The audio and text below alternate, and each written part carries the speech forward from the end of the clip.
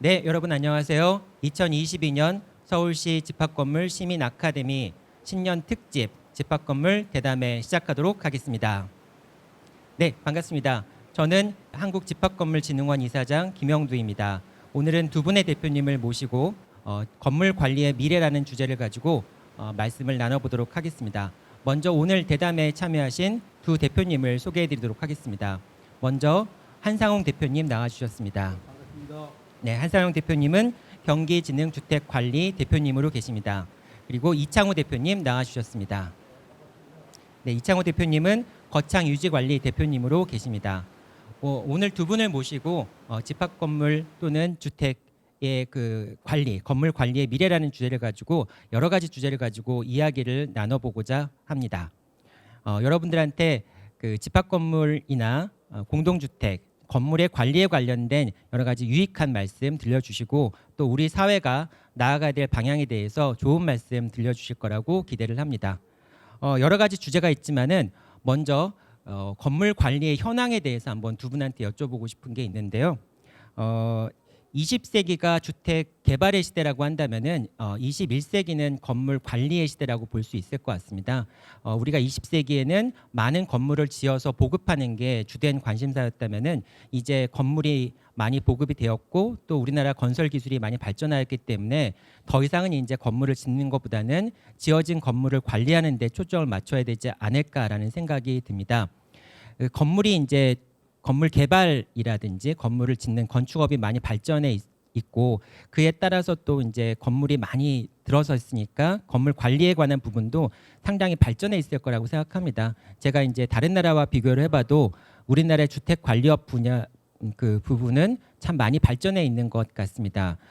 그런데 이렇게 주택 관리업이라든지 집합건물 관리업이 많이 발전해 있음에도 불구하고 여전히 영세성을 면하지 못하는 부분들이 있지 않나라는 생각이 듭니다. 그래서 제가 두 대표님들한테 한번 여쭤보고 싶은데요. 다른 산업 분야에서는 뭐 플랫폼이 등장하기도 하고 여러 가지 이제 기술적 발전이 일어나기도 하는데 여전히 집합 건물이나 공동주택 관리 부분에서는 뭐 안전 문제라든지 뭐 그러니까 지역적인 문제들, 그러니까 산업의 큰 흐름을 주도하는 그런 흐름들이 나타나고 있지 않는 것 같습니다. 그래서 우리나라의 건물 관리업이 영세성을 면하지 못하고 있는 이유가 뭔지 한 두 대표님의 좀 의견을 들어보고 싶은데요. 먼저 어떤 분이 말씀해 주실까요? 네. 사회자님께서 말씀하셨듯이 현업에 있으면서도 이 사업이 그 영재성을 못 면하는 이유는 첫 번째로 제가 봤을 때는 그 건물 관리에 대한 인식 부족이라고 보고 있습니다. 단순히 건물이 있으니까 청소하고 출입 통제하는 경비원 두고 또 기본적인 작동만 하는 그러한 그 부족의 인식이 있지 않느냐. 그렇다 보니까 이제 행정기관에서도 민원성에 대한 규제 또 건설사에서도 관리에 대한 사후 설계가 없었어요. 그래서 빌딩을 크게 져도 관리사무소가 없어요. 이런 식으로 그 전반적인 사회 인식이 부족하다 보니까 행정기관에서도 주무부서가 없어요. 건설회사의 건설 사업 분야의 부속 이런 쪽에 인식이 있다 보니까 그걸 이제 지급해 와가지고 대형화 또 이 스마트화 이런 점포 뭐 굉장히 많이 복합적인 건물이 들어서다 보니까 그 부분에 대해서 행정 규제나 이런 것이 민원성으로 치였다 보니까 경비업 하시는 분들이나 아니면 위생관리업 하시는 분들이 위주로 이 사업을 영위하다 보니까 그 영재성을 면치 못하나 이렇게 생각을 하고 있습니다. 네. 혹시 한 대표님은 그 원인이 뭐라고 생각하시나요? 마이크 예, 들어주시고요. 먼저 그 전문가라고 표현을 해주셨는데 전문가라기보다는 이제 종사자라고 얘기해 주는 게 맞는 것 같고 뭐 교수님께서 그 많이 발전이 이제 뭐 있었다라고 하시는 부분들 상당히 이제 긍정합니다. 이제 그럼에도 불구하고 이제 뭐 문제점을 지적해달라 하시니까 평상시에 제가 생각했던 거를 좀 말씀을 드려보겠습니다. 그 결론부터 말씀드리자면은 그 집합 건물 내지는 그 공동주택에 이끌어 나가는 주축 그 조직들이라는 것이 이제 정책이 있을 것이고 저희 같이 이제 그 종사하는 그 업종이 있을 것이고 돈을 내는 주체, 입점자들, 입주자들이 이제 있습니다.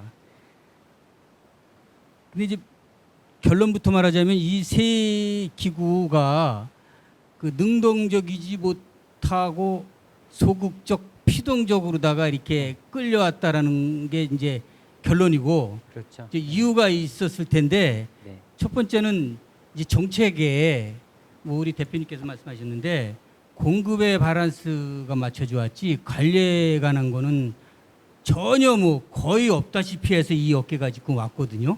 그렇죠. 그 네. 예를 들면은 이제 태초에 우리 주택법이 지금 있긴 한데 이거 이전에 이제 주택건설 촉진법이었었거든요. 네, 그렇죠. 그 법령을 보면은 제가 조항까지는 기억을 못하는데 37조, 38조 한 두 개 조항으로다가 관리를 해왔고 그 중에 하나는 공동주택 대통령령으로 관리한다라는 조항이었어요. 그 법으로는 없었던 거야. 그래서 네. 42개 조항 공동주택 관리령으로다가 이제 관리를 해왔죠. 네. 태초에. 예. 근데 법이 없는 상태에서 뭐 그러다가 소위 말하는 뭐 속된 말로 쫄떡쫄떡 해오다가 관리라는 것이 공급 시책에 못 쫓아간 그 아주 결정적인 계기가 저는 그 60 때 나온 그 200만 호 건설이라는 그 주택 정책이라고 봤어요. 아, 그래요? 그 전까지는 맨션 개념의 어떤 아파트가 우리 한국 사회에서 이제 주를 이뤘는데 서민들한테 이제 200만 호를 건설한다는 그 주택 정책이었었는데 우리 관리자 측에서 보면은 공급에만 신경을 썼었지 그 전에도 좀 부족했었는데 이 200만 호를 줘놓고 뭘로 관리할 건가에 대한 대책이 하나도 없이 아파트를 지은 거야. 그럼 그 전에도 미비했었는데 뭐가 이거 어떻게 쫓아갈 수 있었냐?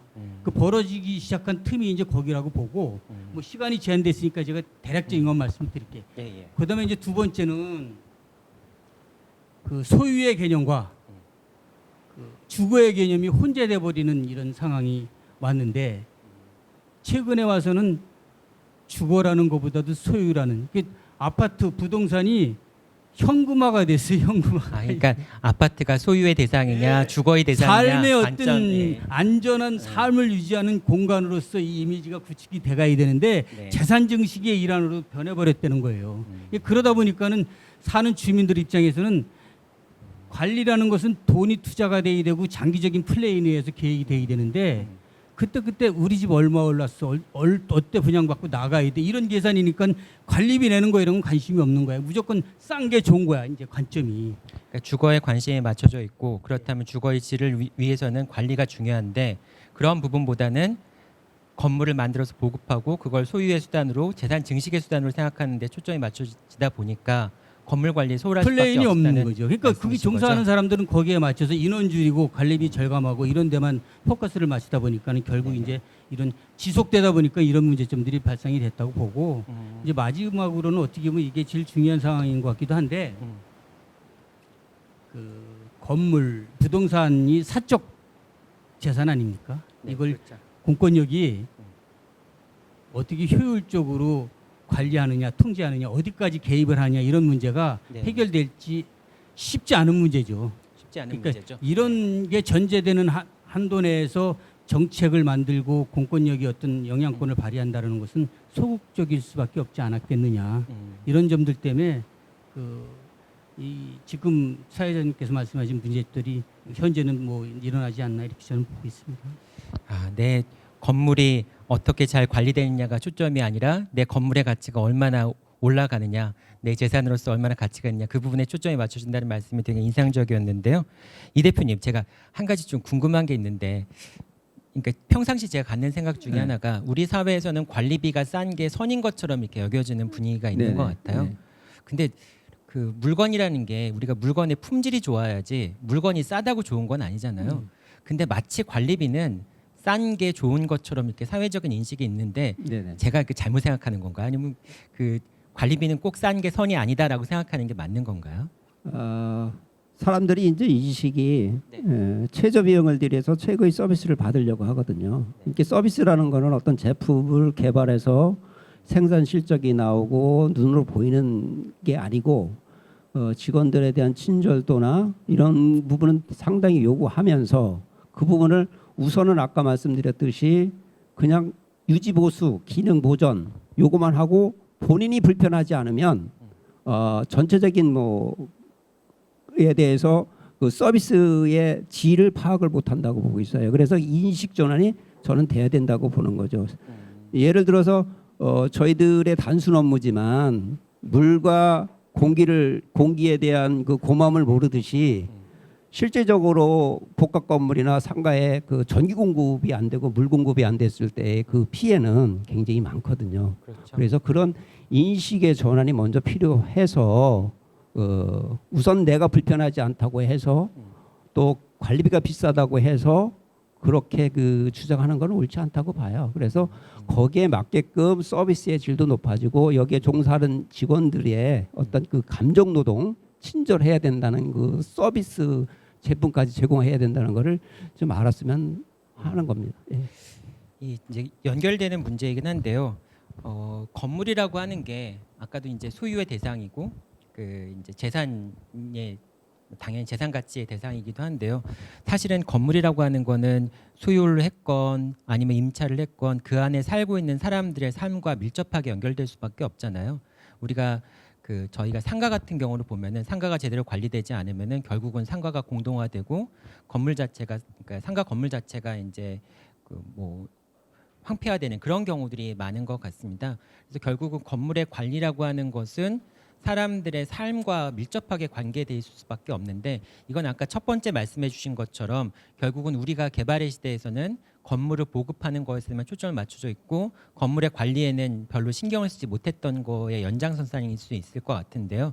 근데 사실 건물은 제가 이렇게 보면은 건물 관리는 건물 관리 자체에 좀 약간 초점이 맞춰져 있는 게 아닌가라는 생각이 듭니다. 근데 사실은 건물 관리는 그 안에 살고 있는 우리의 삶과 밀접한 연관이 있을 수밖에 없는데 이런 식으로 관점의 전환을 바꿔야 된다는 거에 대해서는 어떻게 생각하시는지 그리고 사실 좀 어려운 질문일 것 같은데 그렇게 관점의 전환을 만들도록 하기 위해서 어떤 부분들이 그러니까 사람이 인식을 바꾸면 될 텐데 사람들이 인식을 바꿔나가기 위해서 어떤 부분들이 필요할지 한번 우리 한 대표님께서 먼저 말씀해 주시죠.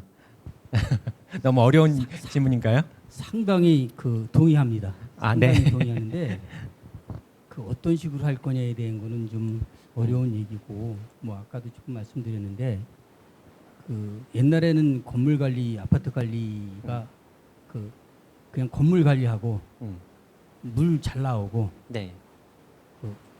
트립이 잘 나오고 뭐 시설 깨끗하고 하면 끝나는 거였었는데 지금 이제 그런 시대는 지났죠. 그렇죠. 이제 지났죠. 아까 좀 말씀드리려고 했었는데 아이들이 있어가지고 이제 그 시간을 이렇게 내다 보니까는 우리가 이제 어려서 뭐 1, 20년 전에 보지 못했던 현상들이 밥을 먹으러 가는데 식당에 막 이 뭐 놀이 기구가 같이 혼재돼 있고 백화점에 갔는데 쇼핑하는 게 목적이 아니라 그렇죠. 네. 우리가 상상하지 못한 이런 그 현황들이 펼쳐져 있고 뭐 숙박 시설에 가서 뭐 자고 나오는 게 아니라 거기서 수영을 하고 뭐 여가를 즐기고 아주 다양화된 그런 패턴이더라고요. 요즘엔 아파트도 그렇더라고요. 그렇죠. 보니까. 네. 그런데 이제 아파트도 우리가 가지고 있는 아파트는 그 전에는 현관문 닫고 들어가면 그만이요. 꽝 닫고 들어가면. 근데 지금은 이제 그 핸드폰, 뭐 인터넷, 뭐 정보 이런 걸 통해 가지고 각자 갇혀 있지만은 수많은 내용의 얘기와 그 내용들이 오가고 있어요. 네. 단순히 이제 이거는 관리하고 우리가 이런 차원이 아니라 이제 그 사람들의 삶의 질을 향상시키는 책임을 가지고 있다라는 생각을 최근에 와서 느낍니다. 그러니까 건물 관리업을 하시는 그렇죠. 분들의 그런 단순히 책임감이요. 시설물 오래 관리하고 이런 부분들이 아니라 삶의 질을 향상시키는데 우리가 서비스를 제공해야 되지 않냐는 어떤 생각들이 최근에 와서 들더라고요. 그런 부분에 대해서 많이 신경을 써야 되겠다라는 거를 근래 와서 많이 해봤습니다. 이 대표님은 제가 아까 말씀드렸던 건물 관리의 목적은 건물 자체의 관리가 아니라 그 속에 살고 있는 사람들의 삶에 초점을 맞춰야 된다라고 하는 그런 관점에 대해서 혹시 어떻게 생각하시나요? 제가 늘 고민하고 이렇게 했던 부분이 이게 어려운 부분의 이유가 구분 소유자의 집합체거든요. 그렇죠. 그래서 이 부분을 사적 단체로 자율적으로 맡기는 단점이 또 많아요. 그래서 이거를 인식 전환이나 어떤 틀에 하려면 그 행정기관의 역할과 노력이 굉장히 중요하다고 생각합니다. 네, 그렇죠. 집권법이 30년 이상이 시행된 지가 30년 이상이 됐는데도 불구하고 몇 차례 걸쳐서 개정되지 않았어요. 근데 그나마 아까 말씀하셨듯이 공동주택관리법은 개발이 돼서 공동주택관리법이 그나마 발전된 이유는 주택관리업 등록이 됐고 주택관리사가 배출된 것이었습니다. 그래서 실제적으로 지금 복합 건물에 대해서 행정에 대한 그 지도 그것이 굉장히 필요해요. 왜냐하면 한 개 건물에 여러 가지 법이 충돌이 오거든요. 복합 건물 같은 경우는 어떤 때는 집권법이 적용이 되고 어떤 때는 공동주택법이 적용이 되는 이러한 사항이 법제적으로 정비가 돼야 되겠고요. 결론적으로 후에 그 오늘 대담의 제목이 되어 있지만 집합건물관리사 민영에서 지금 하는 그 제도와 집합관리업에 대한 등록이 우선돼야 되겠다고 저는 판단이 돼요. 지금 말씀하시는 걸 들어보면은 이제 주택 같은 경우에는 공동주택관리법이나 그런 법들에 의해서 계속적으로 주거를 위해서 이제 노력해 왔는데, 근데 다른 공동주택을 제외한 다른 부분에서는 그런 사람들의 삶에 그 초점을 맞춘 그런 제도적인 개선들이 계속 이루어지지 않았다는 말씀으로 제가 들리네요. 그러니까 그렇죠. 예, 그게 예. 가장 큰 문제일 수도 있겠네요. 네네네. 참, 네, 이게 그 어떻게 보면은 건물 관리에 대한 그 가치를 어떻게 생각하느냐라고 하는 게 사람들의 인식과 직접적인 관련이 있는데, 사람들의 인식을 바꾼다는 건 참 쉽지 않은 일인 것 같습니다. 그럼 뭐 바꾸라고 강요한다고 바뀌어지는 것도 아니고, 지금 말씀하신 것처럼 법제도를 계속 바꿔 나가면은 서서히 사람들의 인식도 바뀌어 나갈 수 있지 않을까라는 생각이 드는데요. 이제 제가 자꾸 이제 어려운 이제 질문을 드리는 건지 모르겠지만은, 그렇다면 지금 아마 이 대표님께서 잠깐 좀 말씀을 해주셨는데, 지금 현재 이제 우리 건물 관리업 부분에서 뭐 공동주택 부분도 마찬가지고요, 또는 집합 건물도 마찬가지고, 또는 뭐 공동주택하고 집합 건물만 건물은 아니잖아요. 우리 단독주택도 건물이잖아요.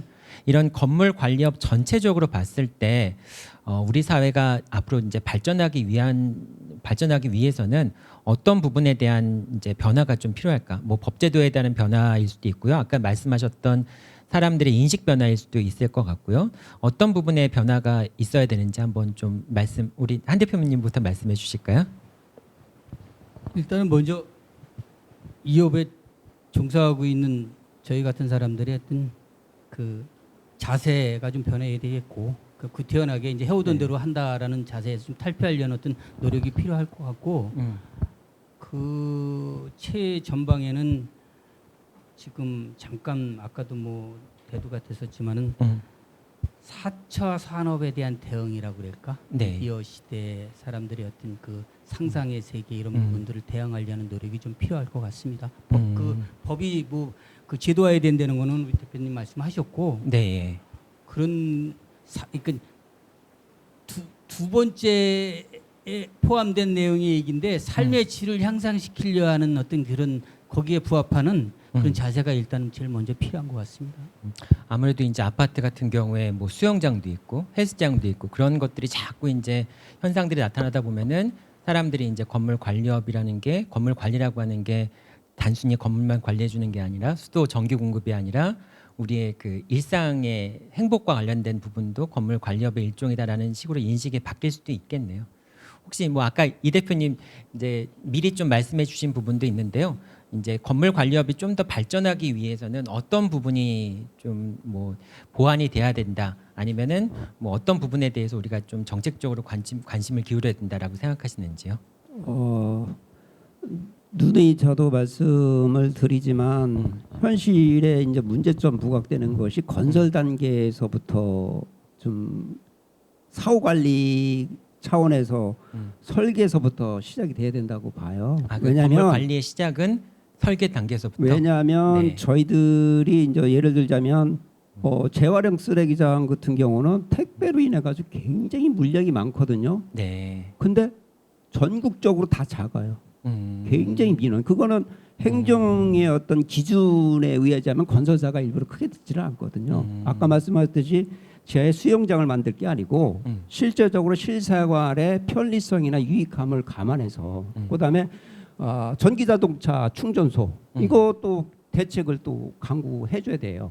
이런 부분. 그다음에 주거의 스마트화가 된 부분에 대해서도 모든 것이 어떤 자율적인 거에 맡긴다면 비용 절감으로 위해서 건설사들이 그렇게 하지 않을 것이고 그래서 그런 기준과 정책이 미리미리 해줘야 되고 기존의 어떤 건물에 대해서는 그 용도 변경이라든가 이런 부분이 완화시켜줘야 돼요. 너무 굉장히 규제가 많다 보니까 주차장 하나를 좀 늘리려도 용도 변경이 굉장히 복잡하고 까다롭습니다. 네. 이런 부분이 실제적으로 유연하게 합리적인 규제라고 할까 후원적인 어떤 정책 기반이 돼야 된다라고 저는 늘 주장하거든요. 왜냐하면 사적의 어떤 집단이지만 공적 개념이 강하거든요. 네, 그렇죠. 건물 관리라는 게 공적 개념이 강해야 되고 두 번째는 이제 통합 관리 시스템이에요. 그래서 통합 관리가 왜 필요하냐면 아까 말씀드린 작은 규모의 건물서부터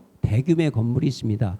대규모의 어떤 건물 같은 경우는 자체적으로 시스템이 구성할 수 있지만 작은 규모의 관리는 거기에 배제되거든요. 그러면 통합 관리나 이런 부분이 되면 원초적으로 자원의 분배도 이루어질 수 있으며 효율적인 관리가 유능해지거든요. 그런 부분이 법적으로 돼야 되지 않나라는 생각을 저는 하고 있습니다. 지금 말씀하시는 거는 이제 건물 하나만 관리하거나 한 단지만 관리하는 거나 그런 게 아니라 그러니까 하나의 건물 관리하시는 분들이 여러 군데의 건물을 한꺼번에 이제 그렇죠. 통일적으로 해서 관리한다는 그런 취지의 말씀을 하신 거죠. 네네. 그렇게 되면은 결국은 그 관리 서비스, 그러니까 통합이라고 하는 게 건물의 통합뿐만이 아니라 서비스 내용의 통합 같은 것도 좀 필요하겠네요. 예를 그렇죠. 들면은 그 안에 예. 아까 말씀드렸던 우리가 그 건물 관리업에서 약간 소외되었던 세대 민원이라든지 네네. 뭐 주거 복지에 관련된 부분이라든지 그런 부분까지 통일될 필요성이 있겠네요. 그렇죠. 네. 그러면 약간 좀 민감한 질문이긴 한데요. 그 집 건물 관리업 분야에서 통합 관리가 되고 있지 못하는 이유가 혹시 뭔지 제가 말씀해 봤을 주실 수 때는 있나요? 아무래도 음. 고용 창출 효과에 역행하는 일이지 않느냐라는 생각도 들어요. 왜냐하면 예.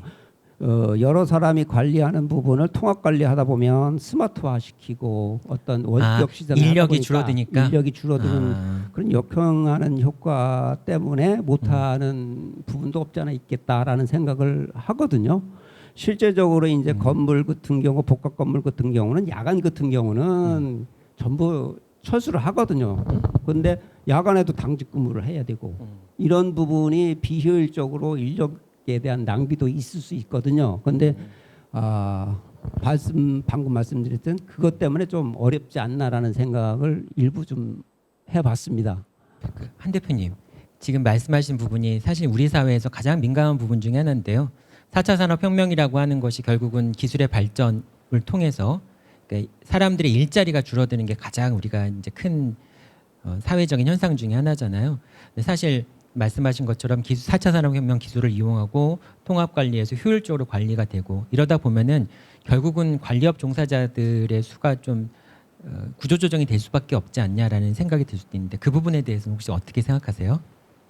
그 산술적인 계산에 의하면은 당연한 건데 네. 사회적으로 그 전반적으로 봤을 때는 일단은 양질의 선발된 요원들이 정해야 된다는 게 저는 더 맞다라고 봅니다. 네. 그래서 질을 높이고 사실은 인력이라는 것이 그분들이 다 여기 와 있어야 될 이유는 없는 거거든요. 네, 왜냐하면은 여기라는 게 현장에 우리 있어요. 쪽에 왜냐하면은 이게 그 이 건물 관리나 아파트 관리 쪽에 있으신 분들이 처음부터 있던 자리에 있던 분들은 아니에요. 사실은 솔직히 냉혹한 현실인데 네. 다른 데서 자리 못 잡은 분들이 온 형태거든요. 은퇴하시고 오시는 분들도 있고 그렇기 네. 때문에 그것까지 걱정할 상황은 아닌 것 같고 전반적으로 봤을 때는 처음에 말씀드렸듯이 질이 올라가는 게 더 먼저 아니겠느냐 저는 그렇게 생각합니다. 또 아까 말씀하신 것처럼 통합 관리하다 보면은 기존의 관리가 안 되고 있던 부분들도 계속 그 통합 관리 시스템에 들어올 수 있으니까 결과적으로 사람이 더 필요하게 되는 부분도 있을 수 있으니까 말씀하신 것처럼 인력 감축의 요인도 있지만은 또 인력을 더 채용하는 부분도 있을 수 있겠네요. 네, 알겠습니다. 이 부분은 사실 더 이제 두 분하고 모시고 더 이야기를 나누고 보고 싶은데요. 근데 이게 우리가 이 인력 요즘에 이제 고용이라고 하는 부분이 상당히 민감한 부분인 것 같아요. 그러니까 저도 사실 그 부분에 대해서는 아직까지 이제 고민만 하고 있고, 그래서 이 부분은 어쨌든 다음번 또 기회에 또 더 논의가 진전되면 말씀을 나누도록 하고요. 다음 주제로 좀 한번 넘어가고 싶은데요.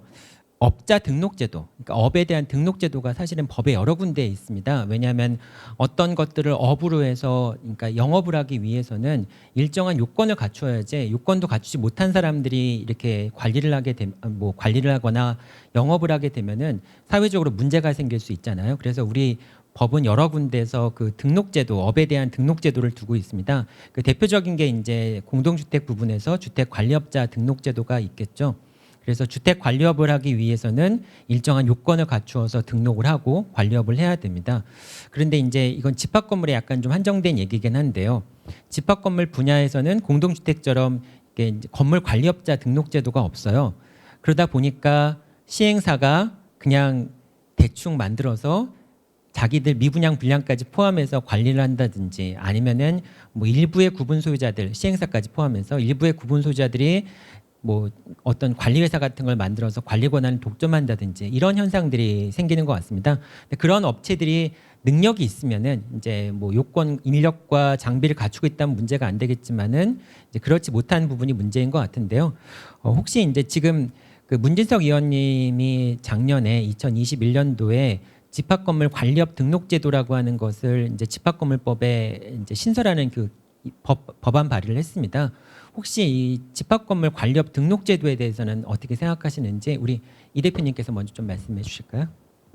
건물 관리업이 결과적으로는 책임 관리, 의무 관리가 돼야 된다고 봅니다. 네. 사적으로 해놓으면 지금 교수님께서 말씀하신 대로 그냥 기술과 자격이 없는 인맥에 의한 단순 업무로 치닫을 수밖에 없거든요. 그래서 국가기관에서 어떤 등록제나 자격제를 둬서 거기에 대한 책임 있는 의무적인 관리 이럴 때 어떤 정착이 되지, 그렇지 않을 경우에는 지금과 같은 발전이라기보다는 어떻게 그 퇴행되는 그러한 관리가 된다고 보고 있습니다. 그 다음에 이제 책임 관리, 의무 관리를 통해서 효율적인 관리가 돼요. 계약 관리가 되다 보면 저희들도 계약을 하다 보면 효율적이고 정말 발전 있는 관리를 하지 않으면 계약이 해지되듯이 그런 부분이 등록에 기술 자격이 있는 부분이 해야 되겠고, 그다음에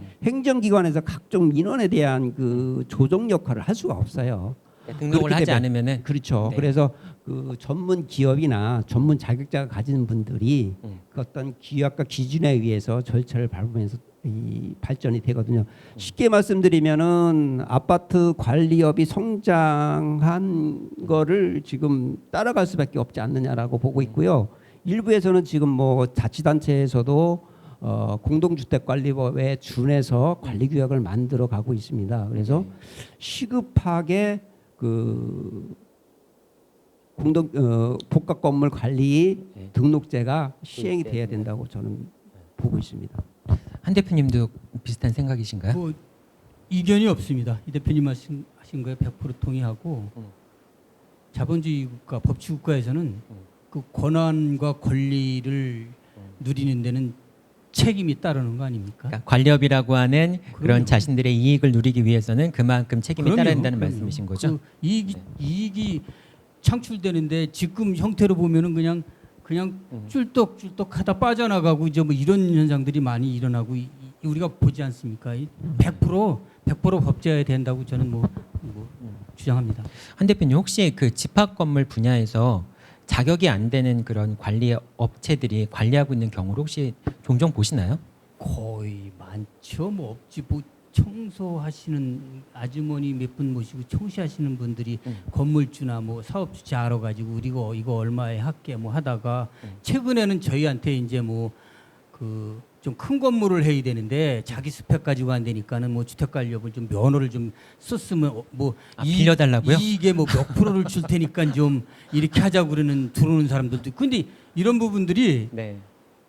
이제 뭐 이익만 잠깐의 이익만 받다가는 이게 나중에 크게 잘못되는 부분들이거든요. 아, 그럼요. 책임은 누가 지는 겁니까? 음. 그런 분들이 과연 법인이 이제 우리도 주택관리업을 하고 있지만 법인이 있는 것은 책임 때문에 그 또 그 단지 하나에서 손해를 끼쳤을 때 단순 그 계산을 안 하고 못 빠져나오는 것도 법인 전체를 운영하는 책임이라든가 사회적인 책임이라든가 이런 부분들이 있기 때문에 소홀히 못하는 거거든요.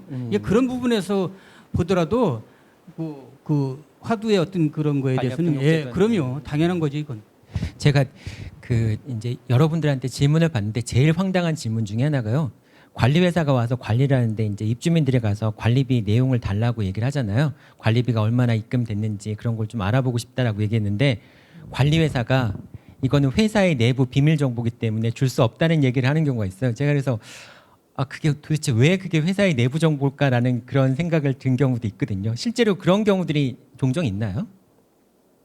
이 대표님, 예. 있죠. 그래서 책임 관리라는 게 투명 관리거든요. 네, 그렇죠. 투명하게 언제 어느 때 누가 그거를 보자고 해도 이렇게 밝혀줘야 되는 거거든요. 그래서 관리라는 게 아까도 처음서부터 말씀드렸듯이 미리미리 계획하고 그다음에 그 계획하에 실행하고 네. 그 실행한 것을 다시 피드백하는 게 관리의 기본이거든요.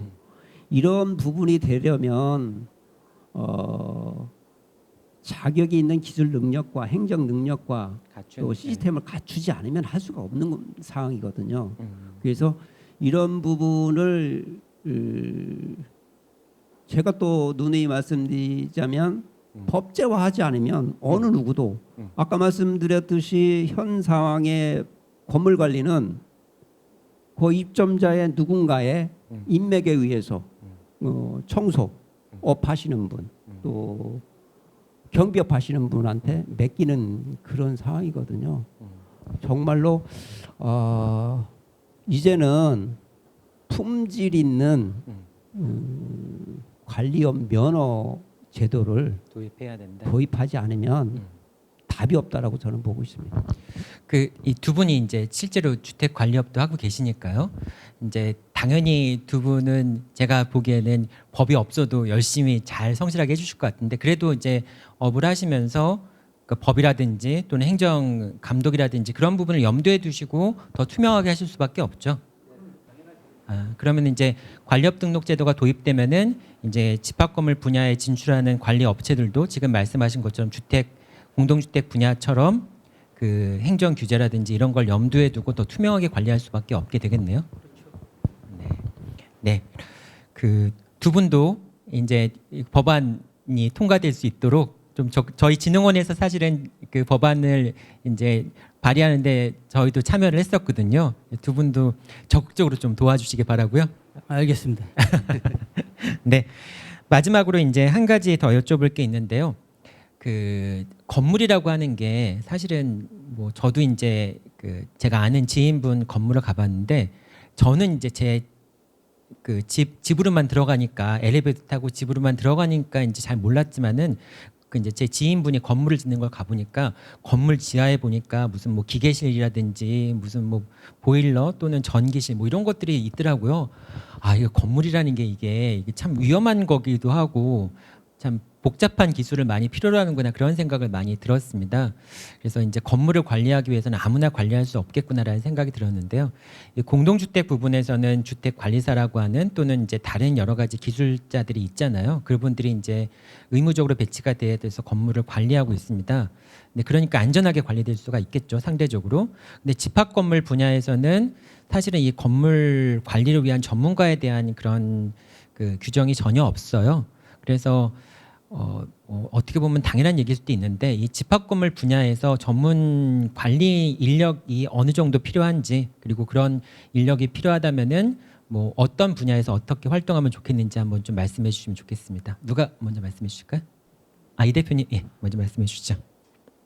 전문 관리 인력이 당연히 필요하죠. 왜냐하면 건물 관리의 기본은 다방면의 법적 기술적 지식이 있어야 돼요. 네, 그렇죠. 왜 그러냐면 건축, 토목, 또 전기 사업, 뭐 통신 이런 기본법을 숙지해야 되고 거기다가 이제 행정업무 회계나 기획이나 이런 다방면의 기술 자격 습득하지 않으면 관리를 할 수가 없거든요.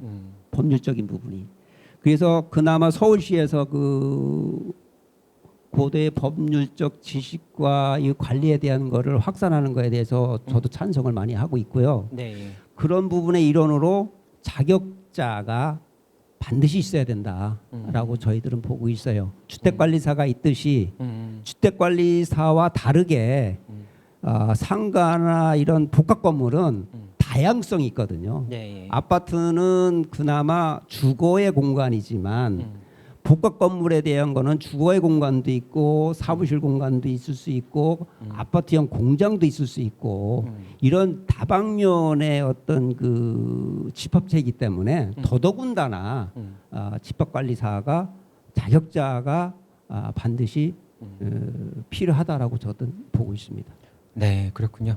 그 2010년도 들어오면서 집합 건물에 대한 관심이 이제 2000년대 이후에 좀 많이 증가를 하면서 집합 건물도 사실은 비약적으로 많이 증가를 했고 그러면서 전문 관리인 양성에 관한 그런 민간 쪽에서 노력들이 많이 있는 것 같습니다. 그래서 집합 건물 관리사도 지금 등장을 하고 있는 것 같고요. 우리 이제 뭐 우리 이 대표님이 말씀해 주시면 한 대표님은 사실 말씀해 주실 게 별로 없을 것 같긴 한데 그 이제 전문 관리 인력에 대해서 어떻게 생각하는지 한 대표님도 말씀해 주시죠. 같은 업종에 오래 같이 종사해 왔고 거의 의견이 뭐 동일하죠. 이견이 있을 수가 없고 네. 이런 거는 뭐 다른 의견이 있을 수가 없어요. 네. 그 집합건물 관리업 등록제도와 같은 맥락의 내용 얘기입니다. 이건 네. 이제 등록제도는 어떤 체제 하에라는 어떤 아젠다일 거고 이제 자격증은 그럼 어떻게 하느냐 소규모적인 이제 방법론인데 네. 지금 실태를 보면은 건물 관리 그나마 이제 대형 건물 같은 데는 나름대로 이제 뭐 그 라이센스가 가지고 있으신 분들이 하는 경우도 있는데 중소규모의 어떤 건물들은 뭐 군 출신에서 뭐 시설 조금 아시는 것 같은 분들이나 그나마 아파트 관리소 같은 데서 은퇴하신 분들 아니면 경비 중에 조금 수도꼭지락도 갈아보신 분들 이런 분들이 그냥 한 달에 얼마 받고 이렇게 하고 있는 현실들이에요. 회계 같은 거는 또 외주 주고 이런 거로 봤을 때는 그 아파트 관리가 그래도 지금 발전한 계기가 주택관리사 제도와 끊임없는 교육 이런 부분들 때문에 발전이 되어 온 거 아닙니까? 그래서 일단은 뭐 그런 게 자격증화에 되는 이견이 없고 또 하나는 그 자격화된다라는 것은 그 자격증을 딴 거로 끝나는 것이 아니라 사후 관리가 지속적으로 교육이 정기적으로 이루어져야만이 그런 맥락들이 그 유지가 되지 않겠나 이런 의견입니다. 저도.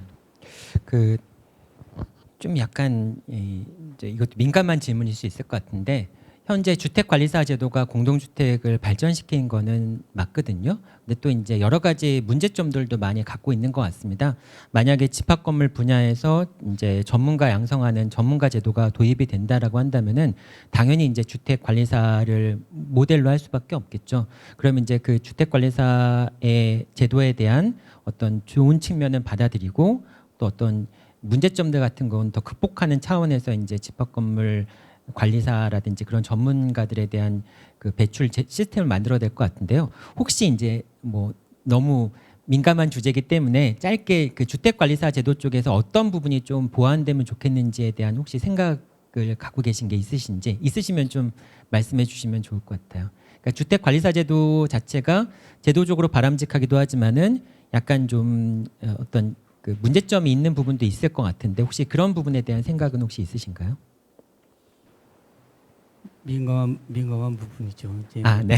근데 부분인데 그 아까 잠깐 대화 나눈 중에 그 대표님도 그렇고 통합관리 이런 얘기가 조금 나왔었어요. 근데 지금 주택관리사 제도뿐만 아니라 아파트 관리 제도의 문제점이 단지 1000세대도 한 명, 150세대도 한 명, 300세대도 한 명.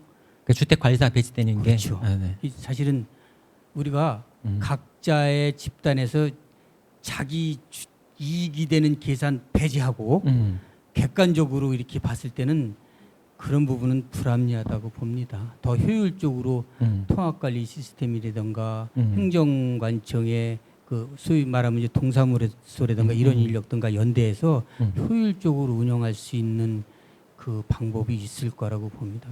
그 얼핏 지금 말씀 듣다 보니까 생각나는 게 많으면은 더 많이 배치해야 되고 적으면은 적게 배치해야 되고 그게 사실은 그 맞는 것 같은데 크나 작으나 똑같이 배치해야 된다라고 하는 그런 말씀을 해주신 거네요.